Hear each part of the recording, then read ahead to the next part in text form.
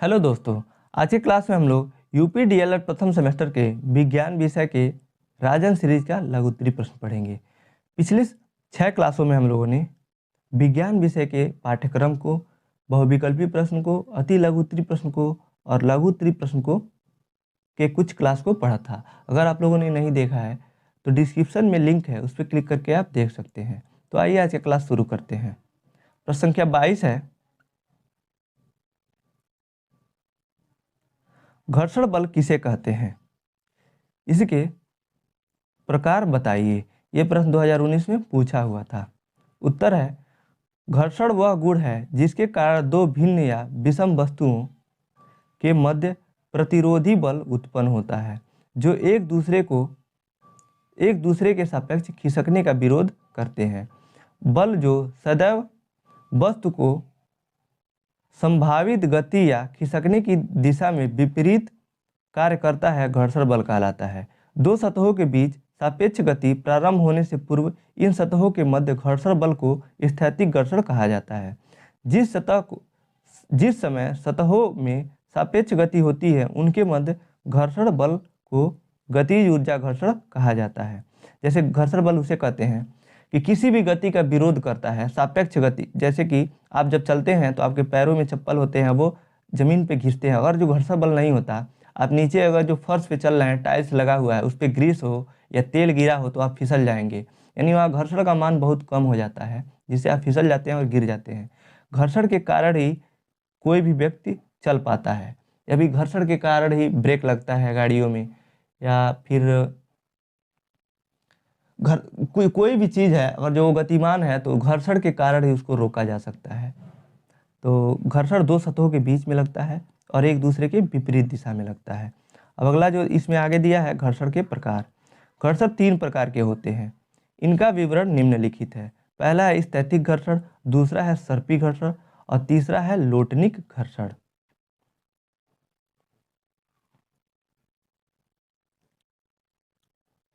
घर्षण के उपयुक्त तीनों प्रकारों का विस्तृत विवरण निम्नलिखित है। पहला है स्थैतिक घर्षण, स्टैटिक फ्रिक्शन। यदि जमीन पर लकड़ी का बड़ा गुटका रखा हो तथा उसे खिसकाने हेतु बल लगाया जाए तो वह नहीं खिसकता, अतः दोनों सतहों के बीच एक घर्षण बल कार्य करता है। इस घर्षण बल को ही स्थैतिक घर्षण बल कहा जाता है। इसका परिणाम लगाए गए बल के बराबर तथा दिशा बल के विपरीत होती है। दूसरा है सर्पी घर्षण, स्लाइडिंग फ्रिक्शन। जब कोई वस्तु किसी धरातल पर सरकती है तो सरकने वाली वस्तु एवं धरातल के मध्य लगने वाले घर्षण बल को सर्पी घर्षण बल कहते हैं। जैसे बिना पहिए की किसी गाड़ी को जमीन पर खिसकने पर गाड़ी एवं जमीन के मध्य लगने वाला बल सर्पी घर्षण कहलाता है। तीसरा है लोटनिक घर्षण, रोलिंग फ्रिक्शन। जब एक वस्तु दूसरी वस्तु की सतह पर लुढ़कती है तो दो सतहों के मध्य लगने वाले घर्षण बल को लोटनिक घर्षण कहा जाता है। जैसे समस्त वाहनों के पहियों तथा जमीन की सतह के मध्य लगने वाला घर्षण बल लोटनिक घर्षण कहलाता है। जब कोई वस्तु सतह पर लुढ़कती है उसको लोटनिक घर्षण कहते हैं। सिंपल सा है। अगला जो प्रश्न है, प्रश्न संख्या 23, बीजों का प्रकीर्णन किसे कहते हैं? किन किन विधियों द्वारा बीजों का प्रकीर्णन होता है? अथवा जल द्वारा बीजों के प्रकीर्णन पर एक लघु टिप्पणी लिखिए।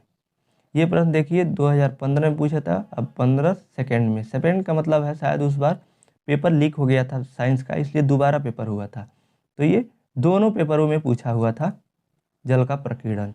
अथवा करके एक और तरीके से पूछ सकता है इसको, बीजों के प्रकीर्णन किस किस माध्यम द्वारा होते हैं? इसका उत्तर देखते हैं। बीजों के प्रकीर्णन से आशय, बीजों के एक स्थान से दूसरे स्थान तक फैलने की क्रिया को बीजों का प्रकीर्णन कहते हैं। प्रकीर्णन की विधियाँ, प्रकीर्णन की प्रमुख विधियाँ निम्नलिखित है। पहला है वायु द्वारा, मतलब वायु द्वारा बीज एक स्थान से दूसरा स्थान तक जाते हैं, उसको वायु द्वारा प्रकीर्णन कहते हैं। देखिए दिया हुआ है इसमें, बीजों के प्रकीर्णन हेतु हवा सबसे महत्वपूर्ण कारक है, जो बीजों को उनके पैतृक पौधों से काफ़ी दूर ले जाता है। पैतृक पौधे का मतलब हुआ जिस पौधे का वो बीज है उसी को पैतृक पौधा कहा जाता है, उससे दूर लेके जाता है। इस प्रकार के बीजों में निम्नलिखित लक्षण पाए जाते हैं। इसमें पहला है, बीज सूक्ष्म तथा हल्के होते हैं, तभी तो वो हवा द्वारा जाएंगे एक स्थान से दूसरे स्थान तक। और दूसरा है, कुछ बीजों की वायु में तैरने या उड़ने के लिए विशिष्ट संरचनाएं होती हैं जो बीजों के प्रकीर्णन में सहायता करती हैं। कैलोट्रोपिस एवं सेमल में रुई जैसे बालों का गुच्छा होता है जिससे कि वो हवा द्वारा उड़ते हैं और एक स्थान से दूसरे स्थान पर पहुंच जाते हैं। दूसरा है, स्फुटन द्वारा।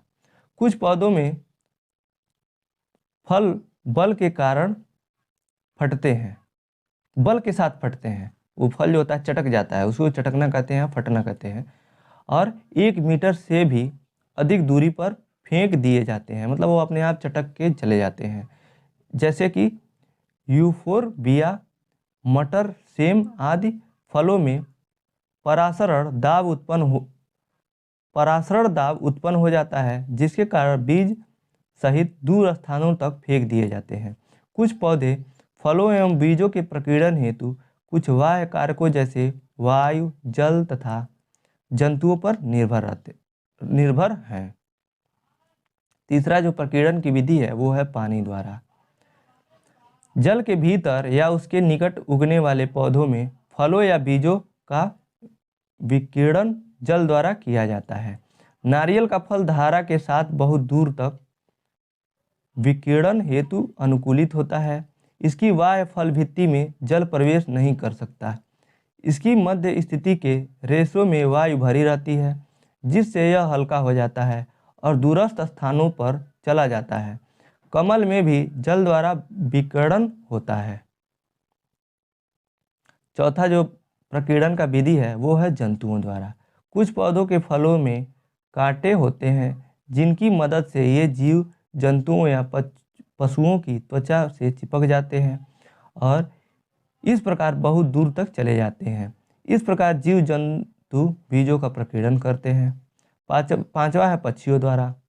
पक्षी भी बीजों के अंकुरण हेतु महत्वपूर्ण कार्य करते हैं।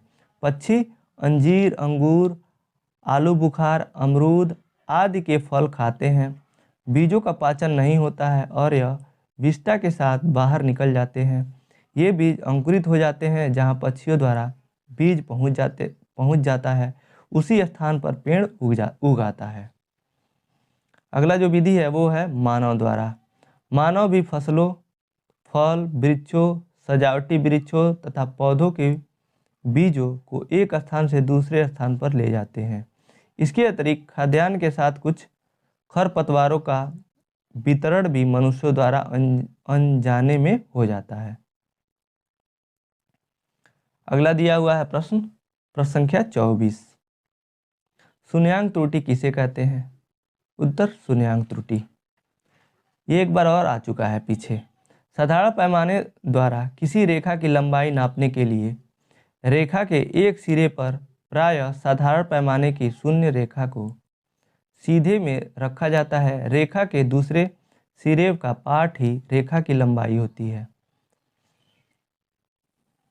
प्रयोग करते करते पैमाने के सिरे घिसकर गोल हो जाते हैं जिससे शून्य की रेखा स्पष्ट नहीं हो पाती। अब ऐसी स्थिति में पैमाने का शून्य से आगे वाला कोई निशान रेखा के प्रारंभ की सीध में रखा जाता है। इसे स्केल में शून्यांक त्रुटि कहा जाता है।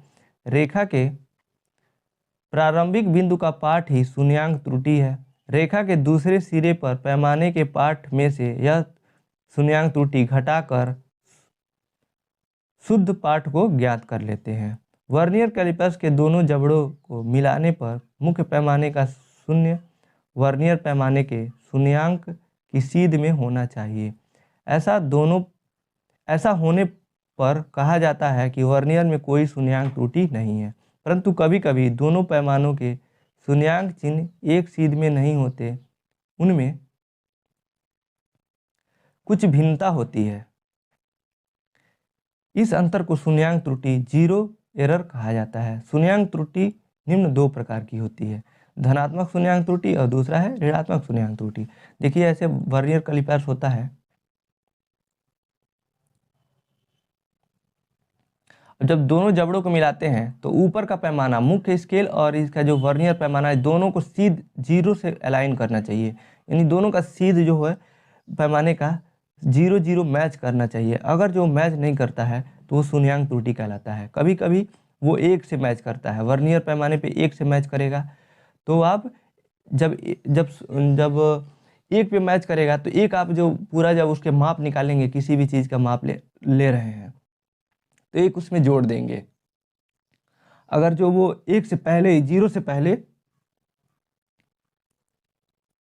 मैच कर रहा है तब आप उसमें उसको घटा देंगे। देखिए यहाँ पे आगे दिया हुआ है धनात्मक शून्यांक त्रुटि और ऋणात्मक, इसे और स्पष्ट हो जाएगा इसको पढ़ेंगे तो। पहला है धनात्मक शून्यांक त्रुटि। यदि दोनों जबड़ों को मिलाने पर वर्नियर पैमाने का शून्यांक मुख्य पैमाने के शून्यांक के दाईं ओर रहता है तो शून्यांक त्रुटि धनात्मक कहलाती है।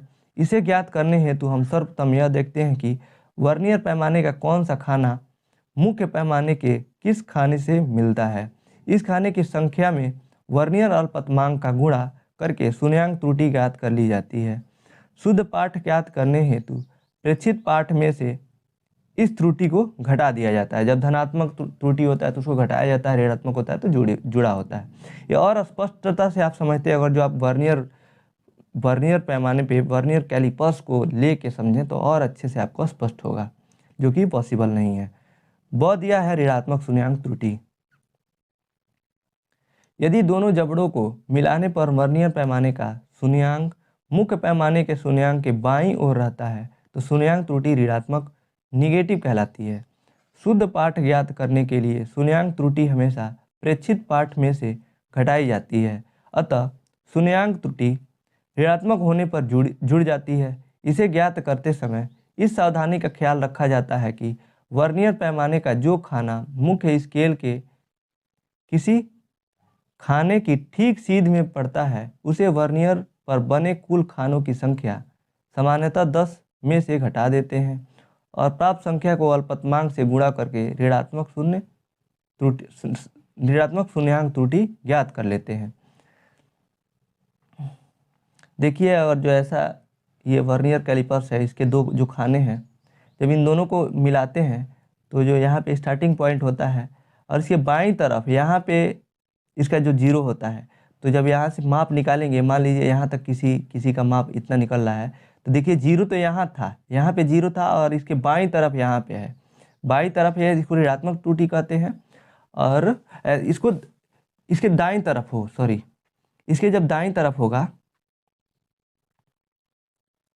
ऐसे वर्नियर कैलिपर्स है, ये दो खाने हैं और जब इन दोनों को मिलाएंगे तो ये पहला है शून्य दोनों मिलना चाहिए। इसके दाएं तरफ हो यहाँ पे तो देखिए यहाँ पे इतना कम हो रहा है, यानी अगर जो इसका किसी चीज़ का माप निकाल रहे हैं, इसका जो पहला जो जबड़ा है यहाँ पे आ जा रहा है, तो यहाँ का जो रीडिंग नोट करेंगे और ये 0 यहाँ से स्टार्ट हो रहा है, यहाँ से होना चाहिए इसकी दूरी, लेकिन जो अलाइन कर रहा है वो थोड़ा आगे यानी दाईं की तरफ हो रहा है, दाईं तरफ से 0 से माप ले रहा है, यानी जो इस बीच में थोड़ा सा जो ये जगह है इतना कम माप ले रहा है, तो ये ऋणात्मक त्रुटि है। जब इतना कम माप ले रहा है तो सही माप निकालने के लिए इतना उसमें जोड़ देंगे।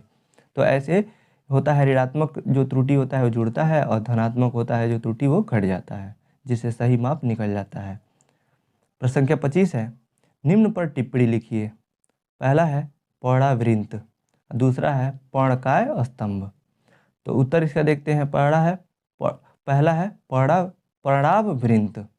कुछ पौधों की संयुक्त पत्तियों में पर्णफलक शीघ्र ही गिर जाता है और इसकी जगह पर्णवृंत पत्ती सदृश रचना में बदलाव हो जाता है और भोजन निर्माण का कार्य करता है, जैसे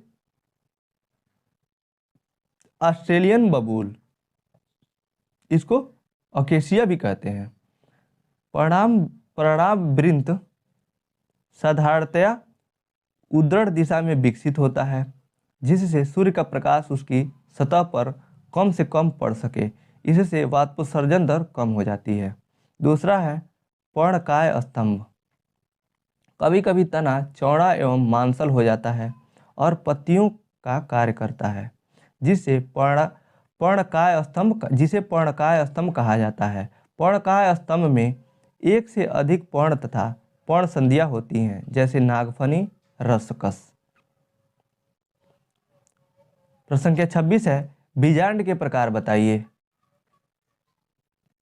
उत्तर है, बीजांड के बीजांडसन पर बीजांड वृत्त से विभिन्न प्रकार के जुड़े रहने के आधार पर बीजांड द्वारा तथा निभाग से बीजांड वृत्त की परस्पर स्थिति बदलती है। इसके अनुसार बीजांड प्रायः 6 प्रकार के होते हैं। पहला है आर्थोट्रोपस अथवा एट्रोपस। इसमें बीजांड द्वार, निभाग तथा बीजांड वृत्ति एक ही सीध में पाए जाते हैं, जैसे पाइपरेसी व अर्टिकेसी कुल के पौधे। दूसरा है एनाट्रोपस। इस प्रकार के बीजांड इस प्रकार से उल्टे होते हैं कि बीजांड द्वार व बीजांड वृत्त आपस में समांतर हो जाते हैं तथा बीजांड द्वार तथा निभाग एक सीध में होते हैं। उदाहरण के लिए अधिकतर एक बीजपत्री व गेमोपेटली कुल के पौधों में। और तीसरा है हेमिएनाट्रोपस बीजांड में बीजांड वृत्त व बीजांड द्वार के मध्य 90 अंश का मुड़ाव पाया जाता है। इसमें बीजांड द्वार एवं निभाग एक सीध में होते हैं, जैसे रेननकुलस। चौथा है कंपाइलोट्रोपस।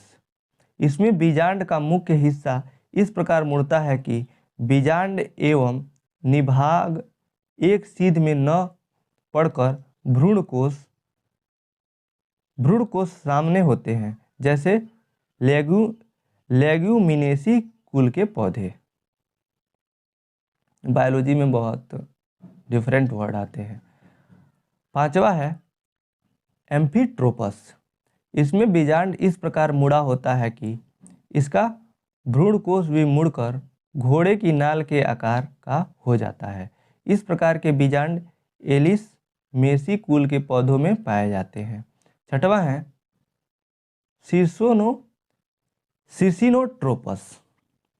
सिसिनोट्रोपस के बीजांड का बीजांड वृत्त वृद्धि करके 180 से 360 डिग्री तक घूम जाता है।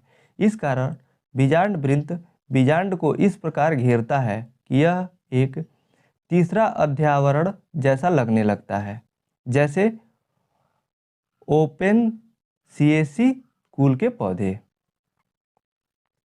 प्रश्न संख्या 27 है, पादपों में जनन कितने प्रकार का होता है? अलैंगिक जनन की विधियों का वर्णन कीजिए। उत्तर, पौधों में पाई जाने वाली जनन विधियों को 2 श्रेणियों में विभक्त किया जा सकता है, अलैंगिक जनन तथा लैंगिक जनन। पादपों में अलैंगिक जनन। पहला है अलैंगिक जनन, एक सेक्सुअल रिप्रोडक्शन इन प्लांट्स। अलैंगिक जनन में दैहिक कोशिकाओं से नवीन जीव उत्पन्न होते हैं। दैहिक कोशिकाओं मतलब जो पौधे का कोशिका है, उसी से नए जो जीव हैं यानी नए जो पौधा है उसका निर्माण होता है, तथा जनन इकाइयाँ या तो बनती ही नहीं अथवा बिना अर्धसूत्री विभाजन से बनती हैं। पादपों में अलैंगिक जनन की निम्न विधियां पाई जाती हैं।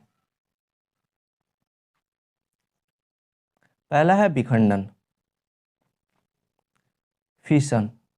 यह एक कोशिकीय जीवों में पाया जाता है। इसमें कोशिका सूत्री अथवा अर्धसूत्री विभाजन द्वारा 2 अथवा अधिक कोशिकाओं में विभक्त हो जाती है और संतति कोशिकाएं नया जीव बनाती हैं। जीवाणुओं व प्रोटोजोआ में विखंडन द्वारा जनन होता है। मलेरिया परजीवी जैसे एक कोशिकीय प्रोटोजोआ में जनन बहुखंडन विधि से होता है। दूसरा है बीजाणु निर्माण। कम विकसित पादपों में दृढ़ आवरण वाली विशेष एक कोशिक रचनाएं बनती हैं, जिन्हें बीजाणु कहा जाता है। ये प्रतिकूल वातावरण में सुरक्षित रहते हैं और अनुकूल परिस्थितियां आने पर अंकुरित होकर नवीन पादप बनाते हैं। कवक तथा शैवाल में बीजाणु निर्माण द्वारा जनन होता है।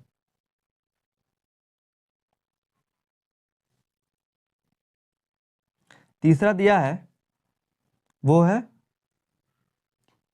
कलिकोत्पादन, बडिंग फॉर्मेशन। इष्ट कोशिका में छोटे कलिका सदृश उभार अथवा मुकुल बनते हैं जो कोशिका से पृथक होकर नई इष्ट कोशिकाएं बनाती हैं। इष्ट में ये मुकुल मात्र कोशिका से अलग हुए बिना मुकुल बना लेते हैं, जिससे एक ही इष्ट कोशिका पर मुकुलों कलिकाओं की श्रृंखला बन जाती है। दूसरा है खंडन, फ्रेगमेंटेशन। सरल संरचना वाले बहुकोशिकीय पादपों जैसे स्पाइरोगाइरा का फिलामेंट छोटे छोटे टुकड़ों में टूट जाता है और प्रत्येक खंड नवीन जंतु में विकसित हो जाता है। इसको खंडन कहते हैं, फ्रेगमेंटेशन कहते हैं। और पांचवा है कायिक जनन, वेजिटेटिव प्रोपोगेशन। कायिक अथवा वर्धी जनन अलैंगिक जनन की वह विधि है जिसमें पादप शरीर के किसी भी कायिक भाग से नए पौधों का विकास होता है। पौधों के निम्नलिखित भागों से कायिक जनन होता है। किस किस भागों से होता है? पहला दिया है जड़ों द्वारा, दूसरा पत्तियों द्वारा, तीसरा तनों द्वारा और चौथा है पत्र कलिकाओं द्वारा। अगला प्रश्न है प्रश्न संख्या 28। भोजन एकत्रीकरण हेतु तने में होने वाले रूपांतरण को उदाहरण सहित समझाइए। ये प्रश्न 2023 में पूछा हुआ था। अथवा तने में के किन्हीं दो रूपांतरों का वर्णन कीजिए। ऊपर हम लोगों ने पढ़ा है जड़ों के रूपांतरण को, जिसमें हम लोग पढ़े थे मूसलाधार जड़ और अपस्तनिक जड़, और उनके अलग अलग रूपांतरण को पढ़ा था। यहाँ पे दिया है तने का पूछा है।